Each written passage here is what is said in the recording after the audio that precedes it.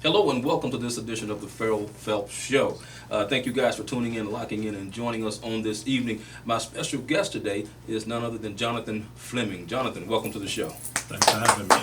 Absolutely, absolutely. Thank you, man, for being here. We appreciate that. We appreciate that. You're actually my first guest for the 2020 season, man.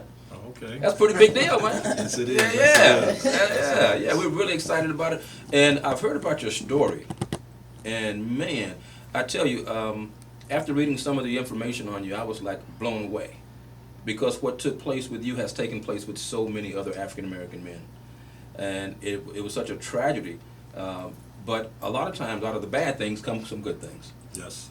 And for those of you that may not know of Jonathan Fleming's story, he was wrongfully accused of a crime that he did not commit in 1989.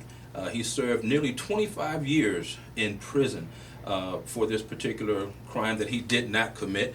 And he's out, and he has been exonerated, which is incredible. Not everybody... Not everybody, gets that opportunity. Some guys end up in prison their entire lives for crimes that they did not commit.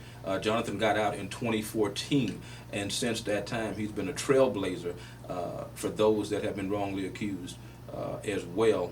Tell me a little bit. I want us to go back to 1989. Yes. The day that everything took place. If you can briefly tell me about what happened that day that led up to your arrest.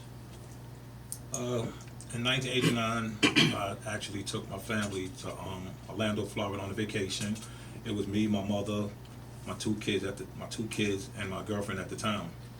And we went to Orlando, Florida. And while I was in Orlando, Florida, I received a phone call, and it was basically letting me know that my friend got killed in Brooklyn, New York.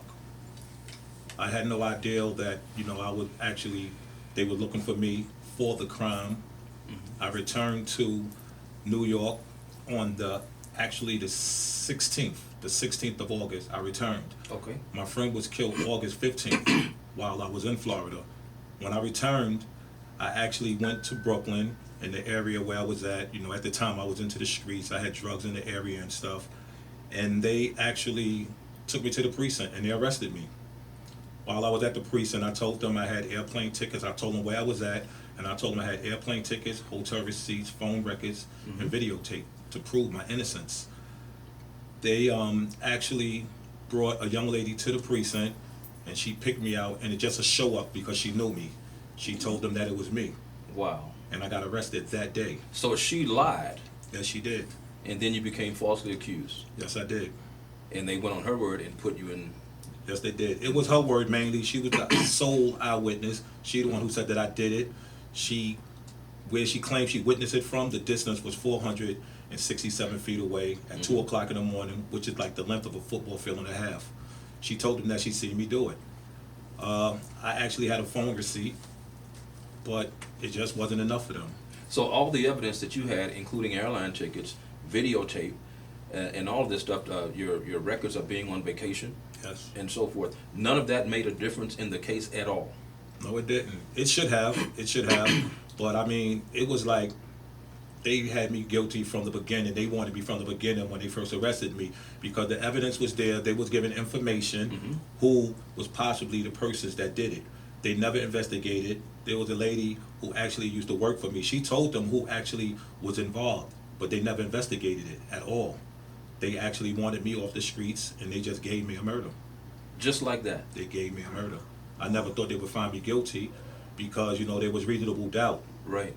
But it just, they just took that opportunity from me. I requested to go to the grand jury. When I first got arrested, I told them that I wanted to go to the grand jury because my mother and my kids and my girlfriend was going to testify at the grand jury. Right.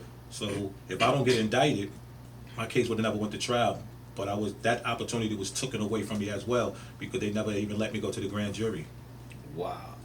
So with all the evidence that you had that would actually dismiss the fact that you were guilty of the crime, with all that evidence, it was not allowed in because you didn't get the opportunity to go to the grand jury. No, what happened was, due to the fact with the grand jury, they had appointed me some attorney. The court, they appointed me a court attorney, and she let it be known that I wanted to go to the grand jury. When I went back 3 days later to go to the grand jury, the courts had appointed me another attorney. The attorney, I never met the attorney. The attorney never met me. He went to the grand jury, but not the attorney that I was appointed to. It was one of his friends, one of his colleagues went in his place, and he waived my rights, but not knowing I had an alibi defense. So because of that, I got indicted. So when I did go to trial, the evidence was presented. Most of it was presented. The airplane tickets, the hotel receipts, the video showing me in Florida with my family. But there was evidence that wasn't presented that came forward later on that's actually got me out. Really? Yes, that showed up 24 and a half years later, evidence that was withheld. Wow. And so your life is basically held up for, let's say, 25 years. Yes. Because someone lied. Yes, I did exactly 24 years, 7 months, and 20 days. In 20 days. You got it down to the science there, don't you? Yes. Yeah, as would anybody, having been incarcerated for that amount of time and then getting out. What was life like for you prior to all of this happening?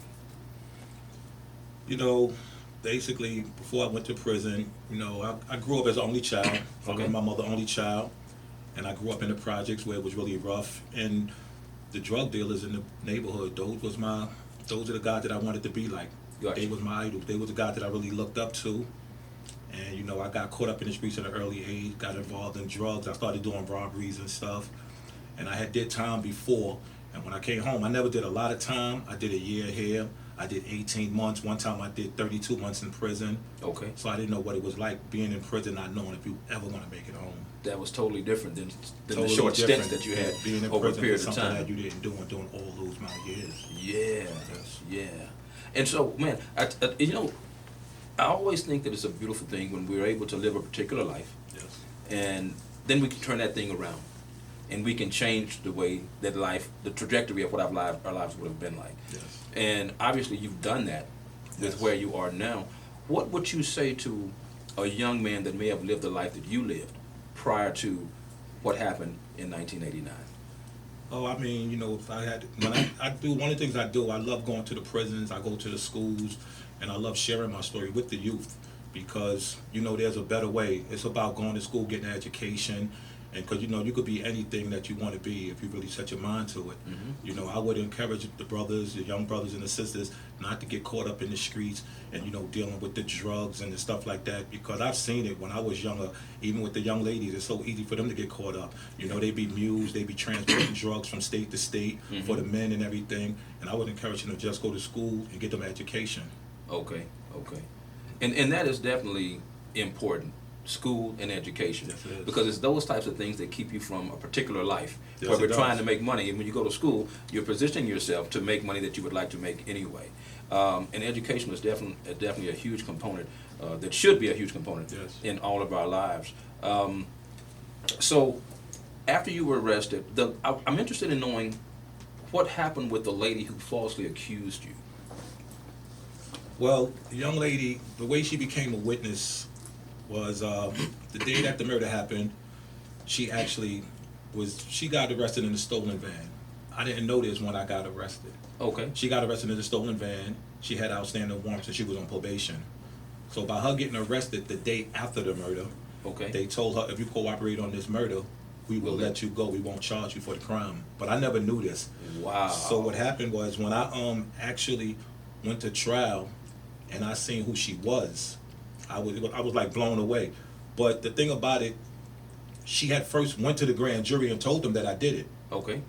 So now, 10 months later, she actually went to a hearing called an identification hearing, where she had to come and identify me in order for me to pick a jury to go to trial. 10 months later, she didn't want to go through with it because she knew that she was lying and she was pregnant. She didn't want to have a baby in jail. Wow. So the You know what? prosecutor. I want to talk a little bit more about that lady and how that all transpired in just a moment. We're going to be back in just a moment. You guys stick around. We'll be back.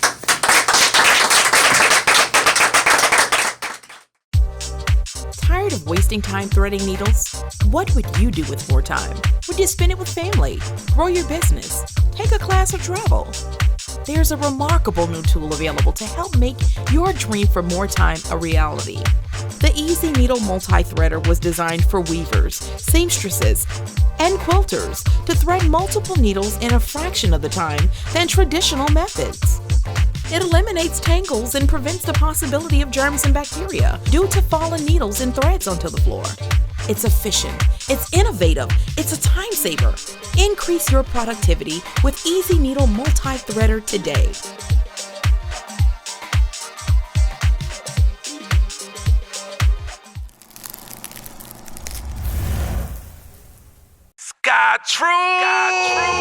Sky Trues custom eyewear has taken the world by storm. In only 8 months, Sky Trues has gained the eyes of many, including celebs like Big Sean, Little Flip, Destiny's Child, Soulja Boy, just to name a few. Through custom design, Sky Trues can put your imagination on your frames. I bring to you the next big thing in Houston, Sky Trues, created by Golden Boy, the musician, the artist, the entrepreneur, and grassroots marketing genius. Be inspired. Sky Trues, custom designed frames. Sky All right, welcome back to this edition of the Ferrell Phelps Show. For those of you that may be just joining me, my guest today is Jonathan Fleming. Welcome back to the show, Jonathan. Yes. Just to bring you guys up to date on, if you might have missed the first segment, Jonathan was wrongly accused in 1989 of a crime that he did not commit. He was exonerated, and he's here today sharing his story. We left off with you telling me about the young lady who had actually lied and said that you had committed this crime that you did not commit. And she said she saw you from the length of a football field. Football Plus, field and a half, yes. Yeah, and was able to identify you. All of that was a lie. Now, you for the first time, you end up seeing her in court. Yes. And I'm just curious as to what that experience was like when you saw her in court. I can only imagine what it's like to see someone who's accused you of a crime and you're about to be committed to jail for a long period of time, seeing that person face to face. What was that moment like for you? Well, when I seen her walk up in the courtroom, I couldn't believe it because I was saying, why would someone do this to me knowing that I'm innocent? And you knew her. Yes, I knew That her. was the thing. He Yes, actually I knew who her. this woman was. She was addicted to crack cocaine. And, she came when I first got arrested. Like I said, she went to the grand jury and she told them that it was me. 10 months later, when it was time to go to trial, she had to come and identify me. And she came and she identified me. But before she identified me, she told them that she didn't want to go through with it. She told the district attorney, I can't go through with this nightmare because she didn't know that this case would go to trial. She only did what she did during the grand jury time was because she wanted to get out of the situation that she was in. Okay. So 10 months later, she's pregnant. She's about 9 months pregnant, and she didn't want to go to trial. She told them that she couldn't do it. When it was time to call her to the stand, the district attorney and my lawyer went up and they spoke to the judge. And they told the judge that the DA told the judge that they was having a problem with their witness. Okay. And the judge asked the DA, do we have a change in testimony? And his comment, well, he said, no, we don't have a change in testimony, but she's afraid to testify because he's a drug dealer and she's afraid what would happen to her. But that wasn't the case. She was really wanted to tell the truth. Okay. So at that time, I knew there was a chance I may go home if she don't come and identify me. So they had her in custody and they asked for an adjournment for the next morning. Mm-hmm. So the judge told the district attorney, if you don't have your witness come and take the stand tomorrow morning and identify Mr. Fleming as the actual shooter, I'm going to release him on his own recognizance and I may dismiss the case. So at that time, my hopes was up high. I thought I was going to get released. Right. The following morning, she came because they had time to coach her and they told her what would happen if she don't go through because she was pregnant. So they threatened her with jail. Okay. So that's when she came the next morning and she told them that it was me and that I did the murder. Wow. That's crazy. That's wow. Yes. Wow. Wow. I can only imagine what that felt like. What was the impact, Jonathan, that all of this had on your family, who knew that you were innocent because they were with you away from the city at that time? It was a huge impact on my family. I got 4 boys. I'm an only child, so it was like one of them things. Can you imagine? Even if you have a child, even if you're not your only child, can you imagine what my mother went through, how she suffered, knowing that her son was innocent? Right. Because I was with my mother when the crime was committed. Exactly. Yeah. And my kids, they missed out on 24 and a half years with me. Because when I went to prison, my 2 sons that was with me, it was his 9th birthday, and it was my other son, he was 5 years old. Okay. When I actually, my 8th year in prison, my 9-year-old son that I took to Florida, I received a visit one day, and my mother came to see me, and she told me that my son was locked up. My same 9-year-old son that I took to Florida for his birthday, and he actually was in prison for a murder that he did commit. Okay. So it just shows how, maybe if I was out there, and I know I wasn't living right then, Yeah. but maybe I would have seen the path that he was going down, and maybe I could have stopped him from going down that path. Right. So, it cost him, he did 18 years in prison. My son just came home 3 years ago. My son went to prison at 16 years old. He was 17. He was like 17. Okay. And he went to prison, and he came home. He be 39. He getting ready to be 40 actually. So he did 18 and a half years in prison for a crime that he did commit. Yes. So Wow. I truly missed out on a lot with my whole family. Yeah. Yes. And that's very tragic. Of course, that's very tragic. And I always like to see the good that can happen when we are faced with certain situations. And when you talk about your son being in prison for that amount of time, and then of course yourself being in prison for nearly 25 years, now both you guys are free. Yes. I can only imagine the conversations that you guys can have among one another. And not only that, but because of how your life is currently, you can certainly be the role model that you did not have the opportunity to be early on in life for him. So what is that relationship like with you and your son? Right now, it's a strong relationship. I love my son. Okay. But, he's a grown man now, and he's stuck in his ways. He's going to do what he's going to do. Okay. But I try to lead him down the right path because I'm trying to, leave a legacy behind. So the things that I'm doing now is for my kids and for, for my grands and them. So, it's not perfect, but, it's have a lot of work to do, but we working on it. Yeah. Because so many years, and with all my boys, because Okay. they at that age now, they grown, they men, it's hard to really get through to them. So when I see them doing certain things, I try to talk to them, but, it's really hard. So, it's a lot of work still to be done, but we're Right. working on it. Okay. And that's what's important, that you are working on Yes, it. we're working on it. Yeah, and just by me knowing you and seeing the strides that you're making, Yes. your son can't help but to see now I have a dad who is trying to do the right thing, Yes. trying to move in the right direction. Yes. And we can't fix everything. We can't go back in time and change that's occurred, that's happened in our lives. We can only apologize. That's all that we have the power to do. And then to live a better life afterwards. And so I'm sure you've done all of that. Yes. Yes. And you're certainly living a better life afterwards. Yes. And that's evident because you're here today. Yes, I am. And there's a lot of good things that are actually happening for you. Yes. So now, as it relates to being wrongfully accused and then being exonerated nearly 25 years later, how did the city compensate you and take care of you for the false accusation that took nearly 25 years of your life? Well, no amount of money that they give you could, really equal up to the time that I did. Mm-hmm. So what they gave me, it could never be enough because I missed out on a lot. Like I said, I missed out, 24 and a half years for something I didn't do.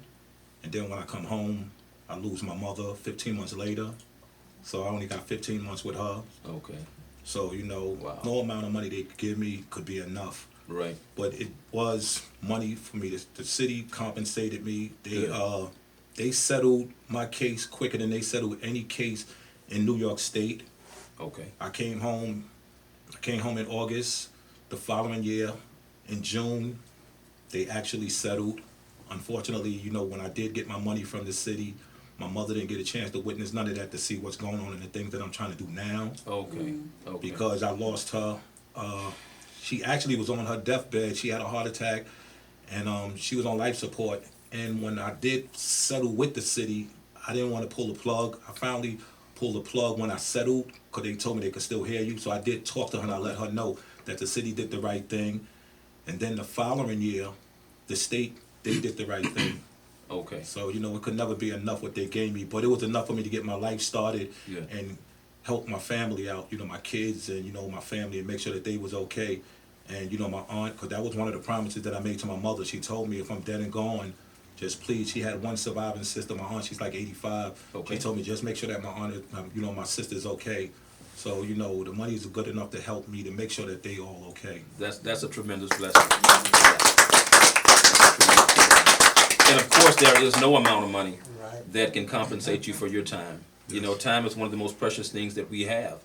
And to think that it's been taken away from somebody wrongfully, 25 years, that's a long time for you to just sit and be away from your family and the people that loved you and cared about you and things like that. And so with that type of stint in jail, I know you witnessed a lot and learned a lot in that process. I'd like for us to talk a little bit more about what you witnessed, what you learned in that process of being away for nearly 25 years. We're going to be back in just a moment. You guys stick around. We'll be back in just a moment.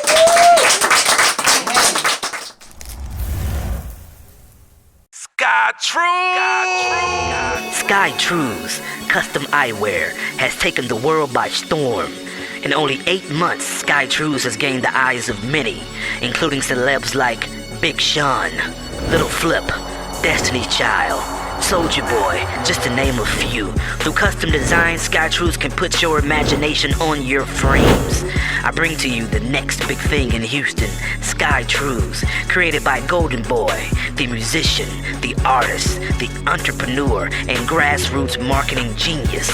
Be inspired. Sky Trues, custom designed frames. Sky Trues! Tired of wasting time threading needles? What would you do with more time?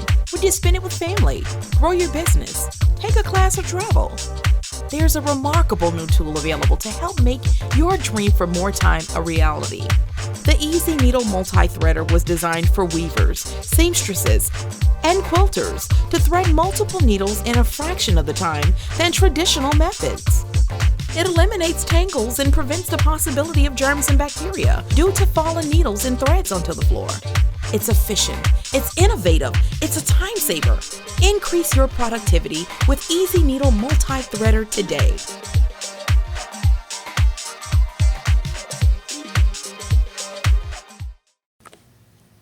All right, welcome back to this edition of the Ferrell Phelps Show. For those of you that may just be joining in with me, we have Jonathan Fleming as our guest today.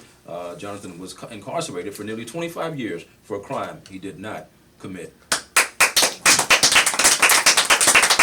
And Jonathan, when we left off, I was talking to you about the amount of time that you were in and what that experience was like for you and what you learned in the process.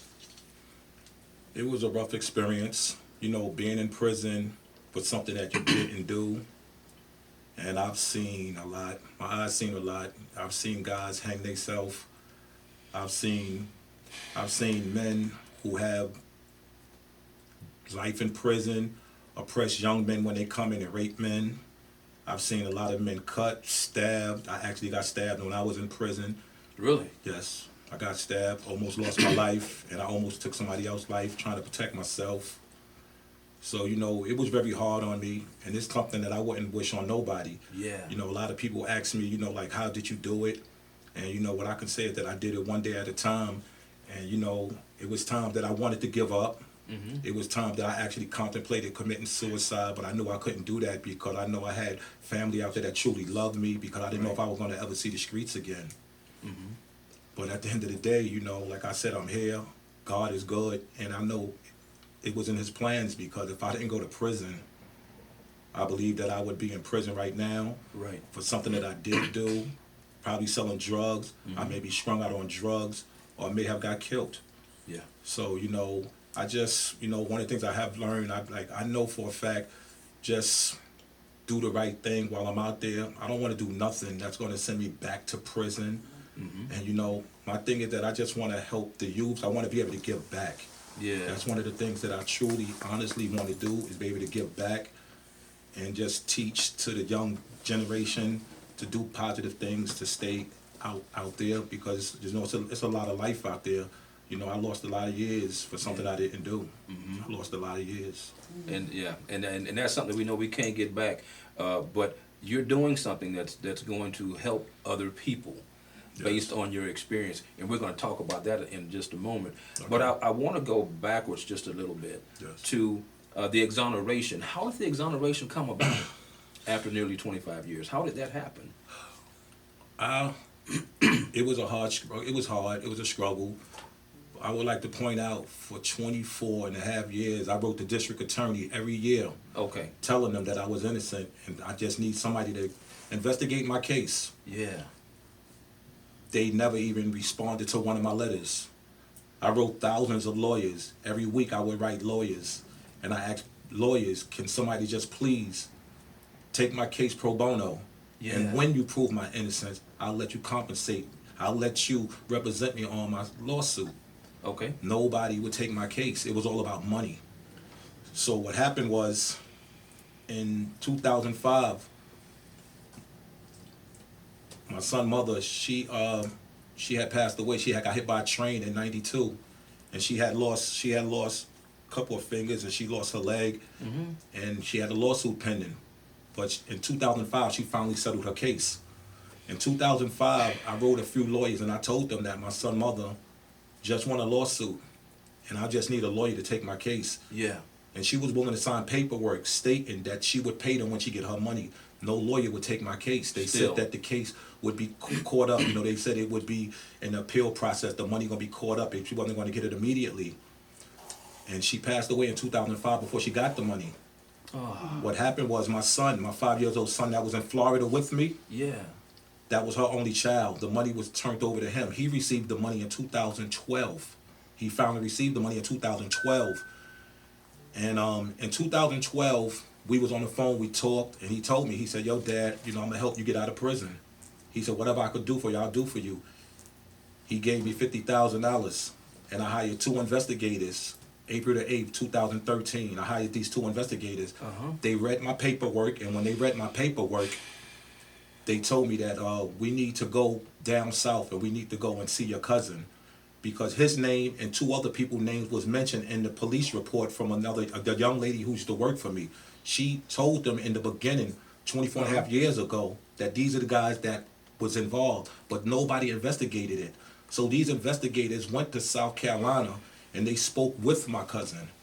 And when they went and spoke with my cousin, that was in November 2013. I hired these investigators in April. November 2013, they went and spoke with my cousin in South Carolina. And after talking to my cousin for 3 hours, Yeah. he finally told them. He told them that I didn't do the murder.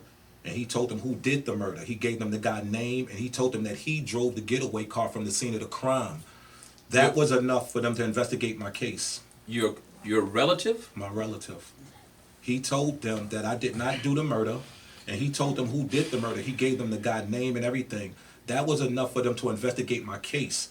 Gotcha. So they told my cousin to come down to Brooklyn. We want you to come to Brooklyn District Attorney's Office, and we want you to give a sworn affidavit, and we want you to testify to this. He went down in November, the first week of November 2013, and he told them that I didn't do it.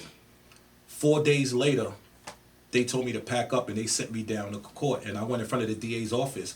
And when I went in front of the DA's office to talk to the DA, it was me, my investigators, and my lawyer, and they sat down at the table with me like we sitting down.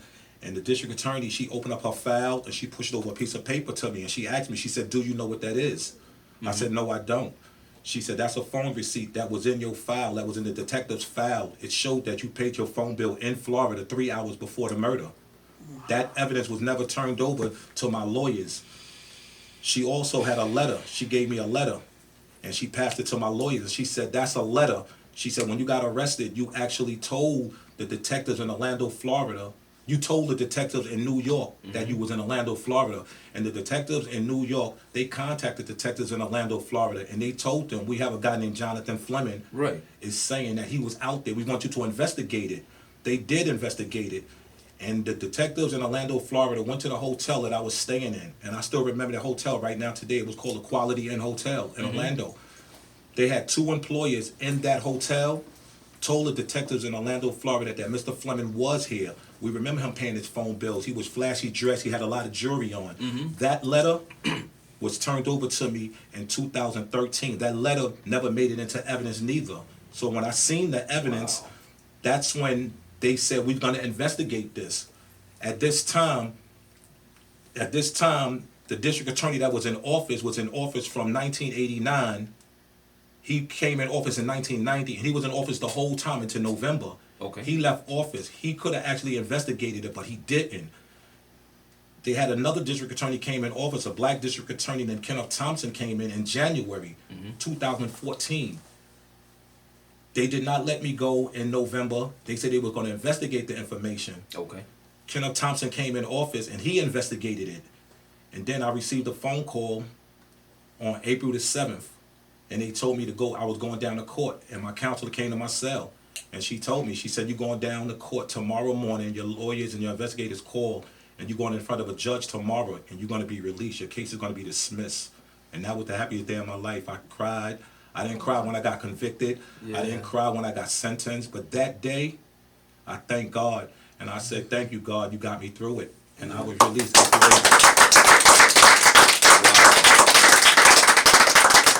If the evidence would have been turned over, I would have never did that much time in jail. I would have got out immediately. But they withheld the evidence. All that time. And to think that it was a relative. So the relative the whole time knew that his cousin is innocent. Yes, he knew. But he allowed it. So let me ask you this: what happened to that relative once he admitted it? Is he or the other person serving time now? They went and they spoke with my cousin. They never arrested him. They actually told him. They actually even went to go see the guy who he told that did it. Yeah. They have his name. The district attorney have the guy's name. They never investigated anything. My investigators went and spoke to this guy. He told them that he had nothing to do with it. He did admit to going to the same school as my cousin. Okay. But right now, today, he's walking the streets. So the person that did the murder is still free. walking the streets. Yes, and the district attorney knows this. They have the name. They have the name, but he's still walking the street. Wow. That's pretty sad and pitiful. Just out of curiosity, the relationship that you have with your cousin, or do you have a relationship with that cousin? The year I came home, they had a family reunion. This is my father's side of the family. They had a family reunion. And the family reunion was where my cousin and them stay at in in South Carolina. And he was supposed to come. His mother is my first cousin. His mother's father and my father's is brothers. Okay. So he's my second cousin. I seen her. I seen all my family. He didn't come to the family reunion, but he lived out there. He was supposed to come. Mm-hmm. When we went to the picnic the following day, they have the picnic and everything for all of the family. Right. She told me that he would be here. He's gonna come. He still didn't come. I've been home 6 years, April, and I haven't seen my cousin yet. And he's out there in South Carolina. We spoke one time and he swore out he was gonna come to New York and he was gonna see me. And the thing that he don't know is that I forgive my cousin, just like I forgive the young lady that actually accused me of the murder. He just won't face me. So he don't know what I want to talk about, because I get it. If I actually was in his shoes, would I have actually told them that, oh, my cousin didn't do it, I drove the car? To be honest with you, I don't believe I would have did it either. So I do forgive him for what happened. Yeah. And like I said, it wasn't God's plan this way, because what a lot of people don't know is 3 weeks before I went to prison, some guys were shooting at me and they tried to kill me and I got away. And I went to prison 3 weeks later. So I know God saved me and he preserved me. Yeah, to come here to say my story. And I forgive him. Just like with the young lady who said I did it. I forgive her, and I seen her. I seen her not October that just passed, October 2018, when I was actually settling my lawsuit, my civil case with the state. She was actually, we were preparing for trial. Okay. And we didn't know if my case would have to go to trial, which it didn't. But she had to come because she was going to testify for me, because she came back to court and she recanted her testimony. She recanted her testimony before I even got sentenced. She told the judge I didn't do it, that she lied on me. So it's a lot of layers to this here thing. It's a lot of layers to it. That's why I wrote a book, and people need to read the story so they can get the full story what happened. This young lady came to court right after I blew trial, and she told the judge, after she had her baby, she told the judge, I can't live with this nightmare knowing I sent the innocent man to jail. I didn't see Jonathan Fleming kill nobody. The judge noticed, this is in the transcript, but the judge still sentenced me to 25 years to life, because he said that they believed that her trial testimony was the truth, and she came back to lie. Okay. And unfortunately, when I did get out, Mm-hmm. the judge, he had passed away, because he would have been the judge I would have to go in front of when it was time to get released. And he Okay. would have seen that I was innocent. And I forgive her. I seen her in 2018. She didn't even know I was still in prison. And she broke down crying. She came to my lawyer's office, and she didn't even want to face me. When I walked in the room, her back was turned. She was crying, and I asked her to get up. I gave her a hug, and she cried on my shoulder, and I told her that I forgive her. Wow. And you know, it takes a lot to have that level of forgiveness. And I don't know if I personally could have that level of forgiveness. I have a problem forgiving, period. if I'm gonna be really, you know, transparent with y'all. But man, to have that the fortitude to forgive Yes. for somebody extracting that amount of years from your life is amazing. And I truly commend you for having a heart to forgive the way that you did. And also, I think that, and you said it earlier, I think a big part of you still being here is the fact that things unfolded the way that they did. And I believe that. Yeah. And I never thought like that before. Mhm. When I was incarcerated, growing up as a kid, I never went to church. Never. I never used to go to church. The time I went to prison at 27, and I probably went to church 5 times in 27 years, Mhm. and that was because one of my aunts made me go. And when I was in prison, I wasn't going to church at all. Yeah. And I was always telling people, my friend used to always tell me, yo, Jonathan, you need to go to church. You need to turn your life over to God. You need to change your ways. And I was like, yo, listen, if there was a God, why he had me suffering the way I'm suffering? But I didn't Yeah. get it then. And then I went to church. I started going to church. In 2012, all of a sudden, my son get this money, and things started happening for me. Yeah. So I know it's God. Yeah. Nobody but God. And you know, it's really the irony of how it unfolded when you think about the fact that you had a 5-year-old son who was with you Yes. at the time of your innocence when you were in another state, and then the mother of that son gets into an accident. Yes. And then she's compensated for it. She passes away. And that son gets the money and goes back and helps the father who was with him during that innocent moment when they were saying he was in another state. That in itself is an incredible story. Yes. I mean, that is amazing. And man, the son who came back and helped you, how is he today? Oh, he's good. They still in the projects. Unfortunately, they still down there in the projects and stuff. And I told Okay. him, I have my own businesses and stuff like that. And I tell him, I just want y'all to get from out of there. Yeah. But he's doing good. He's okay. Unfortunately, he was in a car accident not too long ago, and he's actually getting ready to be 36 tomorrow. Really? Yes. Okay. He's getting ready to be 36 years old tomorrow. Okay. Yes, it's his Okay. birthday. Well, I really commend that son. Yes. For being who he was Yes. in your life. And I know that means a lot to you. Oh, yes, it does. He didn't even hesitate. When it was time to give me the money, he gave me the $50,000. He told me, he said, listen, Dad, here go 50. If you need more, just let me know. So he was there for me. And it took, and that's the sad part about it, it just showed me that, like justice is the color of green. Because if my son didn't lose his mother, he didn't give me that money, nobody would take my case. So it took her to lose her life for my son to give me this money. And that's the sad part, because remember I told you it was multiple attorneys that I would call. Yes. And nobody There was would. one particular attorney that people used to always tell me, Jonathan, if you could get your hand on about $100,000, I know an attorney that would get you out. And I called that attorney. He wouldn't take my case. He's one of the same attorneys that said that he can't take the case because the money would be caught up in the system. Okay. When I got out, he called my attorneys 3 weeks later, and he told them, because he was a good civil attorney as well. Okay. And he told them that he would like to represent me, to help them out, not take the case from them, but actually assist them on the civil case. And they told me about it, and that's when I told them, I said, no, I refuse to let him get a dime of this money. Because Absolutely. he didn't help me when I needed him. And that's the way it is a lot of times. Until you show certain things to certain people, they don't get behind you. And then when they realize you're at a point or a brink of obtaining something, or things are in your favor, then they want to jump on board. Yes. And at that point they can kiss. We live.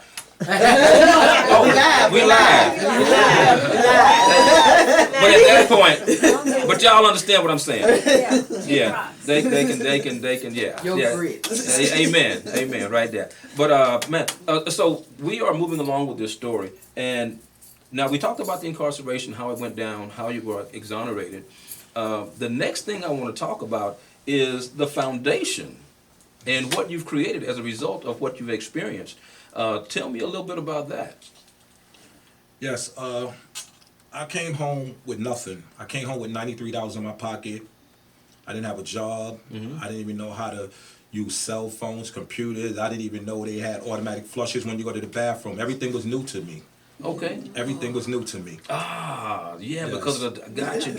I didn't even know. Yeah. Listen. You felt like an alien coming in. Yes, I did. I mean, when I actually went to the bathroom, I went to wash my hand. I'm trying to cut the sink on. They just saying, put your hand up under the sink. So all of this stuff was new to me. Yeah. And I actually wanted to start this foundation because when I came home, I didn't have no place to stay. I had no place to stay. And they just pushed me out in the street. So the thing that I did, I said, you know what? I want to help guys when they come home from prison. You don't have to be innocent. Just coming home, guys need a fresh start. Yeah. So I wanted to start this foundation. And, you know, my thing is that I wanted to build some transition homes that I would like to call the Patricia Fleming Transition Homes. I would like to name them after my mother, in honor of my mother, because she always gave people a place to stay and stuff like that. So that's one of the things I wanted to do, because I want to help people. I wanted to be one of them things that I wanted to start this foundation to help people with programs. I wanted to, you know, start it to where when guys come home, they have places to go. They could get trained for jobs. I wanted to be one of them things that I wanted to start programs to help the kids, because there's a lot of young men and women that's in prison that they can't take care of their kids and do nothing for their kids when Christmas time comes and stuff like that. So these are things that I wanted to do, that I wanted to help out. So I said, this is the reason I wanted to start the foundation to help people, help them get jobs, help them get job training, you know, stuff like that, and help them, you know, with housing and stuff like that. So that was the reason that I wanted to start this foundation, so brothers don't have to struggle the way I struggled when I came home. Gotcha. That's awesome. That's awesome. That's awesome. And I'm a strong believer that we don't go through anything or experience bad things just for ourselves. But I think we go through different things that we go through so that we can impact the world and make a difference in the lives of somebody else. Based on what we've been through, what we've gone through, what we've experienced, the good, the bad, the ugly, the indifferent. And it's great to see that Dream House Entertainment. Yes. Is that right? Yes. Dream House Entertainment. That's going to be... Dream House Entertainment, it started, I have a cousin of mine. She was about 4 years old. She was about 4 years old when I went to prison. And I had never even got to meet her. Okay. But her cousin, I never even met her. She was 3 years old at the time. Okay. But her father's my first cousin. This is my mother's brother, son, daughter. Okay. So when I was in prison, I heard a lot about her. They said that she was an artist, that she was an amazing rapper. They was like, you know, telling me how she was an amazing rapper. So I heard a lot about her. And when I came home, I seen some of the music that she had, and I see that she was very good, but she had got older. And you know, this is a game that, you know, when you're younger, it's much easier to make it into the rap Absolutely, game. yes. So she had a label already called Dream House Entertainment, and I told her, when I get compensated, I'm going to help you and I'm going to invest in this company. Okay. So we became partners. We 50-50 partners. We have artists. We have 3 artists right now. My son Vaughn. I have 2 other sons. I have 4 boys. My son Vaughn Peterson, he's one of my artists. I have another rap artist. I have an R&B artist. And wow. But it's just not about music. I want Dream House Entertainment to be about books. I want it to be about movies. I want it to be some of everything. A whole big conglomerate, yes, actually. I do, yeah. So I don't want it to be just music, you know. Yeah. So that was the reason. So that's what we at now. And, you know, it's not easy, but I just have to get that one right artist, and I believe I have it. But sometimes, a lot of times, this thing is built on relationships, too. Oh, everything. So it's about just putting it with the right people. And we actually have a song out, you know, that y'all could look it up. It's on Dream House Entertainment. It's called Woke Up Today.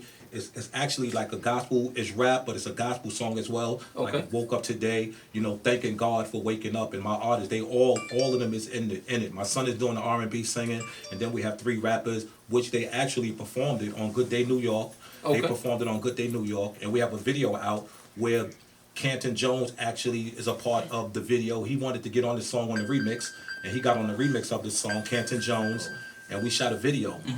And I think this is an amazing video. I'm in the video, and it's showing Canton Jones. His verse is talking about my experience, what I experienced by being in prison. Okay. And I'm in the video being in prison. They show me in the cells, and it's showing me wow. and it's showing me actually being released from prison and putting my hand up and thanking God, for showing me getting out of prison and everything. It's an amazing video. It's called Woke Up Today. That's awesome. Are we able to see that video? Yes, it's right on YouTube. You could just download it. Woke Up Dream House in 10. You could just put Canton Jones. You can put Canton Jones Woke Up Today, and it'll pop up because he's a known artist. So if you put Canton Jones Woke Up Today, and you will see it's a video. I'm in the video and everything. All my family is in the video, and it's all family. Makes the all family. Man, that's awesome. Yes. That's Canton Jones. Wake Up Today. Woke Up Today. Woke Up Today Woke Up on Today. YouTube. Yes, you go right to YouTube. Just Google it. So you guys can go to Canton YouTube Jones, Woke Up right Today. now, after the show, of course, and check that out and make those numbers and that rating on that video go up. That's awesome. That's awesome. Man, Yes. man, that's go on with your bad self. I'm trying. Yeah, Yes. yeah. That's amazing. Not everybody gets the opportunity to turn their lives around when they're faced with situations and circumstances like Mr. Fleming. But obviously, God has had His hand on him from the beginning and kept him during a time that he could have been killed, and took him away to save him. And now he's back and ready to bless the world through the experiences that he has had. Wow. Yes. Man, that's awesome. That is awesome. So what's next for you? Well, right now, working on the book. I came out here. That's my reason for being here now.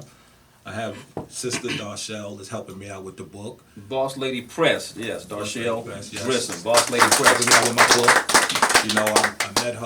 I met her, and basically, she feel that I have an amazing story. So we've been sitting down. We've been going through my story and everything. And this interview with her, I know is going to be a page turner. So y'all need to look out for the book. Absolutely. It's called 24/7. When will it be Convicted. Rightfully released. April 8th. April 8th, that's right around the April corner. 8th, which is the anniversary, the 6-year anniversary of me coming home. April 8th. Oh, the timing, yeah. The timing of that is absolutely perfect. And you say it's turner. Just this interview I believe was that, a yes. page turner. I believe that. So I can imagine what the Yes. actual book will be like. Trust me, I will be Yes. on that list of people getting the book. Yes, so that's next. And I would love to have you back on the show to That's talk about next. it once Yes. that comes out as well. And hopefully, even who knows? Maybe if it's that good, who knows? Hopefully, maybe Get a one of script you- on it Get and a all script that. on it. Become a Yeah, movie. That's what I'm hoping. Yeah. And I would like to even come out here when the time comes. Possibly come out here and do a book signing and everything. That's one of the things that I would like to do. Mm-hmm. Come out to Houston and do a book signing and everything, and possibly even come back on your show when that time comes. It's an open door whenever Okay. you're ready. And we will Okay. definitely support you in the process of getting that book done. Yes. You and I both have the same publisher, Darshell Grissom with Boss Lady Press, and she's Okay. killing it in the game of publishing, without any doubt. Now, you guys know if you've been watching and following my Facebook page that I had a special announcement on tonight. So when we return, I'm going to let you guys know what's been going on with me and what's about to take place with myself and Sonia Graham. So stick around. We'll be back in just a moment. Yes. Great interview. Yes. Tired of wasting time threading needles? What would you do with more time? Would you spend it with family, grow your business, take a class, or travel? There's a remarkable new tool available to help make your dream for more time a reality. The Easy Needle Multi-Threader was designed for weavers, seamstresses, and quilters to thread multiple needles in a fraction of the time than traditional methods. It eliminates tangles and prevents the possibility of germs and bacteria due to fallen needles and threads onto the floor. It's efficient, it's innovative, it's a time saver. Increase your productivity with Easy Needle Multi-Threader today.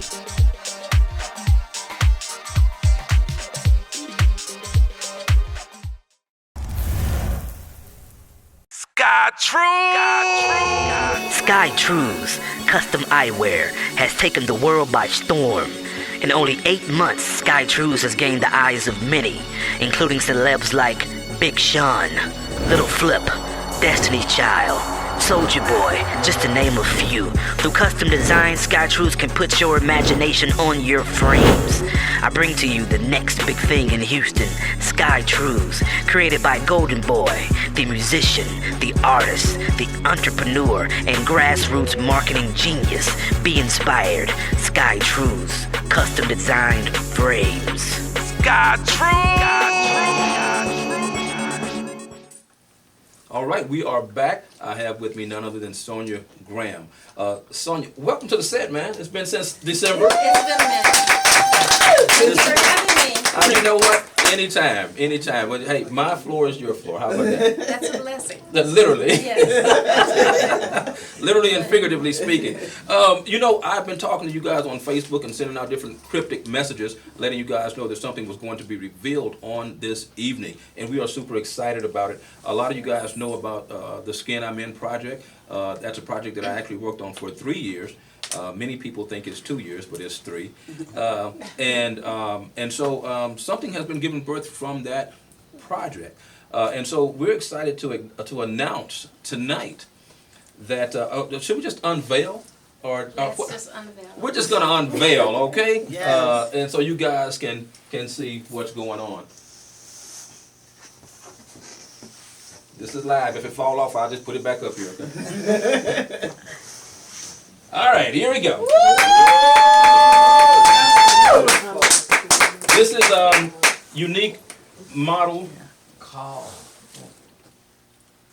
model and talent agency.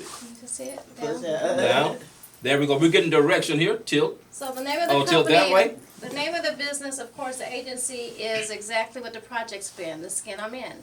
It's been branded worldwide for the last 3 years, so we figure that definitely is the name that God wants it to be. So the Skin I'm In Model and Talent Agency it is. Yes. All right. Beautiful. So we're gonna bring it down a little bit lower That's beautiful. Lean it forward. and lean it forward. Now this is all live, y'all. We're trying to make sure you guys see it because there's a glare from the Right. light, and so we're Yeah. trying to make sure you guys can see it. And so we're being directed by none other than Elizabeth Jackson and Kenneth Grissom that are in the house today. Now you saying go down a little bit more? I am. Yeah. I am. Huh? Can't get it all in Yeah. frame. A little bit more down. Down more. Yeah, Come on down. down more. Uh-huh. Top of it. There How's you that? go. There you That's go. perfect. We're That's getting good. thumbs up, so you There you guys go. hopefully can see the sign. So, the Skin I'm In Model and Talent Agency has been given birth, and we will be doing our first casting for uniquely beautiful models on February the 22nd. The 22nd. The 22nd. So you guys stay tuned. We'll be making more announcements on Facebook and on all your social media platforms.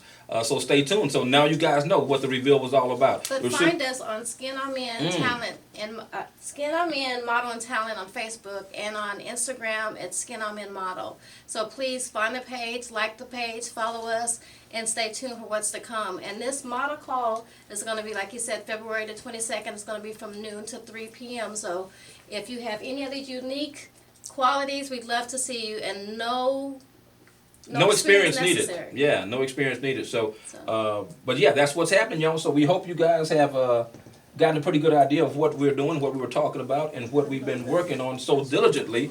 And so we want to take the world by storm with this project, and we want to represent uniquely beautiful people all over the world and change the face of what the world sees as beauty. Yes. Through this. Yeah, so we're super excited about it. We can't wait for the casting call February 22nd. So you guys come on out to on the 22nd. Come out on the 22nd to the casting call for the models. Sonia and I will be there live, as well as other judges who will be actually helping us out of the modeling industry. We have a couple of industry professionals that will be on hand. We're talking about one of the guys is an international model. I mean, you see him everywhere, and he will be with us. And his name is Alex Shanklin, and we're super excited to have Alex as a part of our team. So we're just excited about what's going on, you guys. You guys continue to look out for the postings, man. They're gonna be happening, and tell people that you think have a uniqueness to come out on that day. You can be, everybody's a scout, so if you see someone, send them to the page. They can register right online there, or just come out. So everybody's a scout. Keep your eyes open. We'd love to have them. Absolutely. And do me a favor again, but tell them where do they find us on Facebook for this particular Okay, so agency? Facebook again, it's Skin I'm In Model and Talent Agency. Just it's the whole thing. Skin I'm In Model and Talent Agency. And then under Instagram, it's Skin I'm In Model. Instagram, Skin I'm In Model. Model. So we want this thing to blow up, so we need your help. So definitely send people that you know that have a uniqueness. Like the page, share the pages, Yeah. and get involved and come follow us and come out and see what we're doing in the city. Yeah. You don't want to miss that. I promise you don't want to miss it. Thank you guys for tuning in, locking in on the Ferrell Phelps Show. And I hope you guys love the surprise we had for you today. Until next time, you guys have a wonderful, blessed, productive day. Now, to find out more information about me, you can go to ferrellphelps.com. You can go to my Facebook page. That's the Ferrell Phelps Show. And my Instagram is at Ferrell Images 84. If you want to find out a little bit more about me and what I'm doing and all this good stuff. Thank you guys again for joining us on this edition of the Ferrell Phelps Show. Sonia Graham, thank you so much for partaking in this and being on the set with me today. You are amazing. I'm excited. Thank you for Give it up for Sonia Graham, man. Yes.